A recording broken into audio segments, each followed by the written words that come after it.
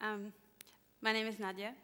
I would like to tell you about some of the many people who are doing interesting things at the edge. They're doing groundbreaking, innovative work completely outside of any formal spaces. And they're doing it at large amounts of personal risk. I think it's important to tell you about them because if things go well for them, we all stand to benefit as individuals, as collectives, communities, and as societies. And even if they don't, we still stand to learn a lot from their experiments and from their experiences. Matthias has been building Earth OS for 3 years. It's an operating system for the planet. He thinks that it will help us to minimize waste, while also enabling us to live autarkically and still maintain a decent standard of living. So far, he's produced a 971-page-long document. It contains a large and growing selection of resources, of free and open projects that are already out in the world. It also serves as a framework for detailed technical work around this topic. This year he's prototyping it while living and traveling out of his customized firefighter truck. Next, I'd like to introduce you to Jackie. Jackie is trying to understand the banking system from a new perspective. Essentially, she sees it as a distributed computing network. Her findings are surprising and counterintuitive to economists, but they could offer some explanations as to why Western economies, different Western economies, are performing differently after the crisis started.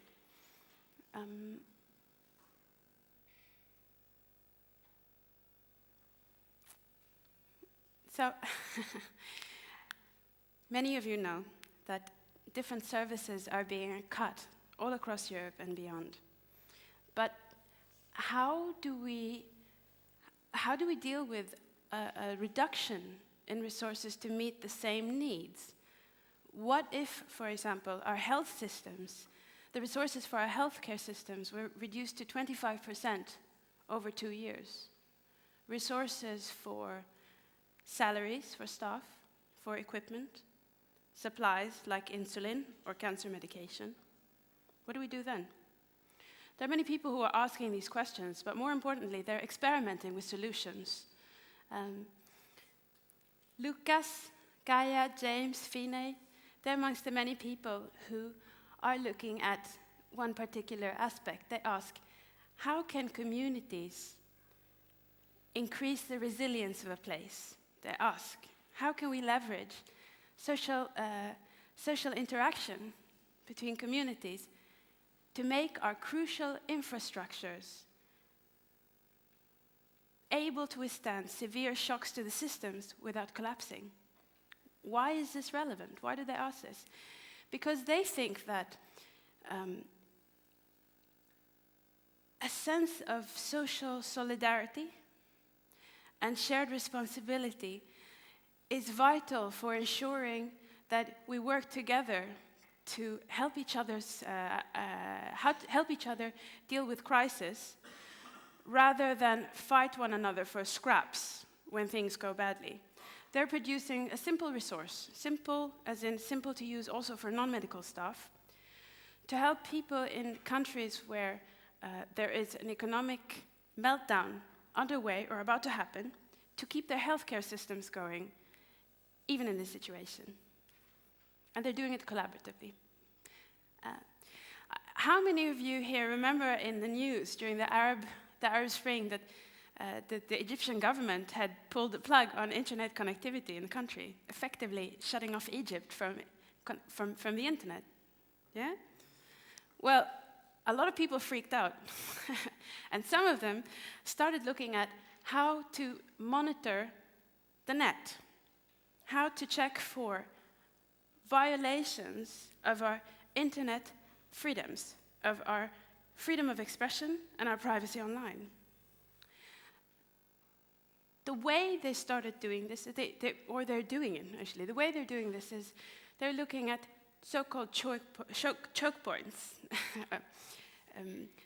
technical or legal points of enforcement against our net liberties, identifying them and producing easy-to-understand interactive visualizations that make this information available to us, and figuring out ways to route around these choke points, restoring our internet freedom. Chris is one of his people working on this project. And finally, we have Elf.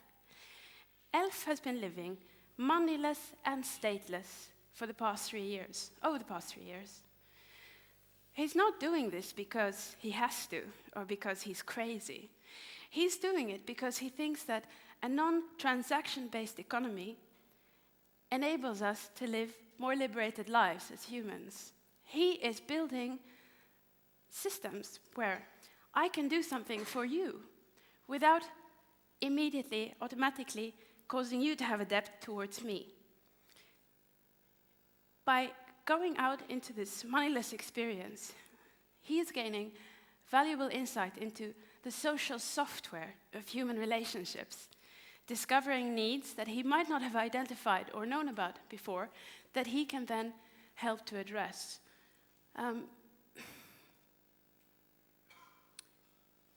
What he's doing in his work as a developer, but also as someone who lives on the edge, is effectively prototyping a non-transaction-based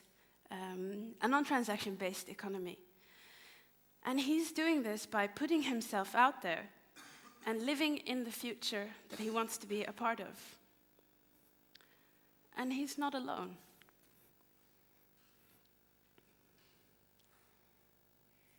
So, what do all of these people that I presented to you have in common?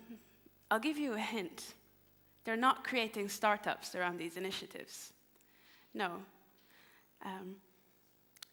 Actually, many of their initiatives are taking them away from the market economy, away from the market system.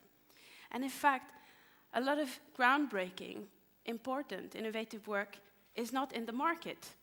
There is no market for it. There may never be a market for it.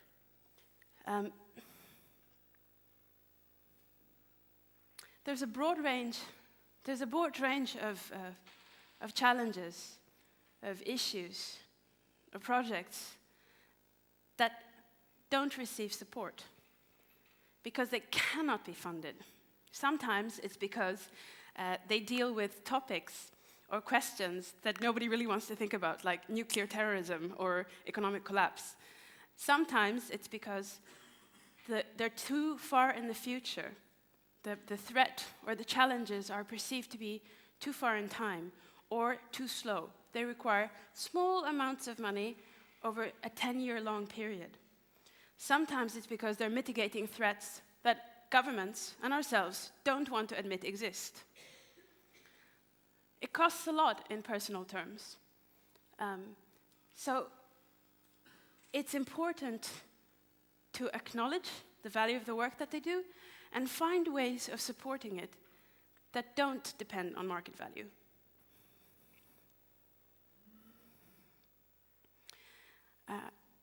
Our societies have a huge talent management problem.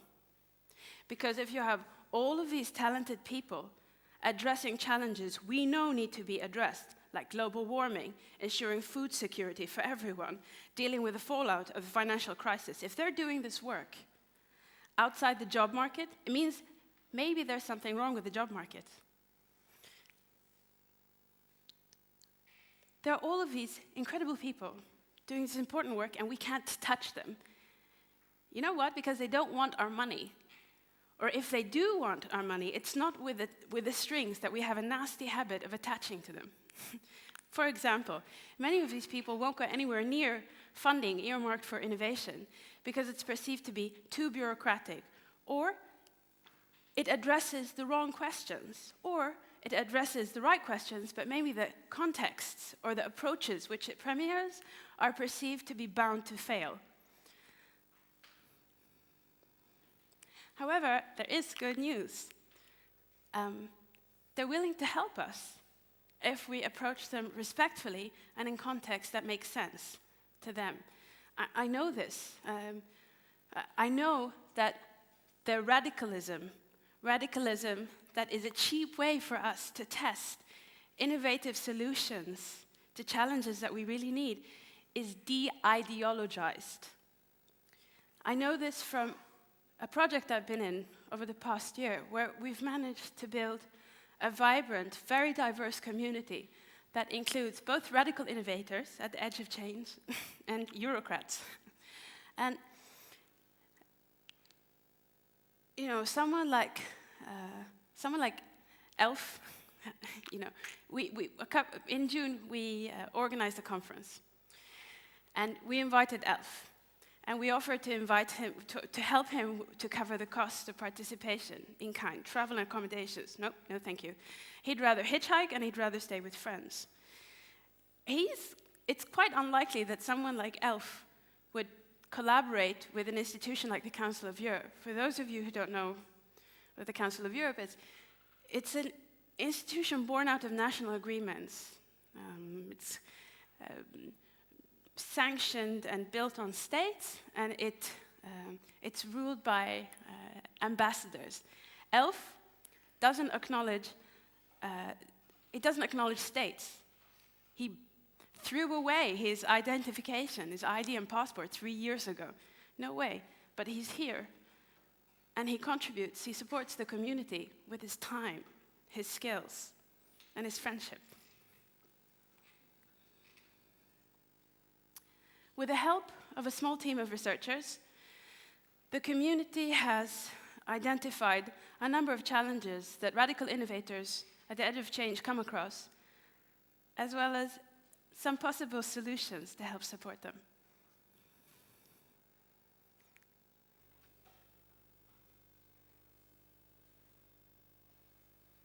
First of all, we need to figure out how to support networked individuals. So, Jackie's take on the banking system, potentially groundbreaking work. She comes to Edgeryders because the community, that should be her natural community, as in academia, can't relate to what she's doing. It's too far out. The engineers think that it's too trivial, it's application of trivial principles. And you know, the economists don't actually have the tools to be able to evaluate her model on its own conditions or its own qualities. The resilient health systems crowd, they need to be talking to all kinds of people, inside, outside, and around institutions and organizations, to be able to test their model, to validate it, to see if it holds water. We need to give people, individuals, the means to look for the keys where the last fell and not under the proverbial street lamp, because that's the only place that light is shone. We need to connect individuals and allow individuals to participate, enable them. With a little imagination, there are loads of ways in which this can be done. This is an example. It's a concept called the unmonastery. It's pretty simple. It's basically just a space where a bunch of people come together, freed from the concerns like having to chase money to pay the rent, and can just focus on developing their ideas quickly and fast with others. You help others develop their ideas, they help you develop your ideas. Okay, so of course this makes sense. We know it's good for them. How do we know it's good for us? Well, if you have problem solvers who get a kick out of making a positive impact, you can bet that they're going to love the idea of collaborating with the local community, with mutual support, bringing their unusual skills to the table, and a global network. Actually, we're discussing this with an Italian city, the city of Matera. They're bidding for Cultural Capital 2019. You need to look for people, projects, and spaces that already have community support. Now, what you're looking at here is an occupied theater space, Teatro Garibaldi in Naples. Over the past year, individuals and groups have been occupying theater spaces and other spaces designated for cultural production all over Italy. These spaces have huge amounts of support in the local community, all the way from people showing up and helping them refurbish the environment with skills, material, etc., all the way down to supporting local businesses with business planning support and legal support. These environments are the kinds of environment where different perspectives, different life paths cross. They're the fuel of innovation. They allow the mild cognitive shocks that generate creative ideas, innovative ideas to happen. But by and large, I'd say we need to find ways to make it easier for people to be outside the market system, for those who choose.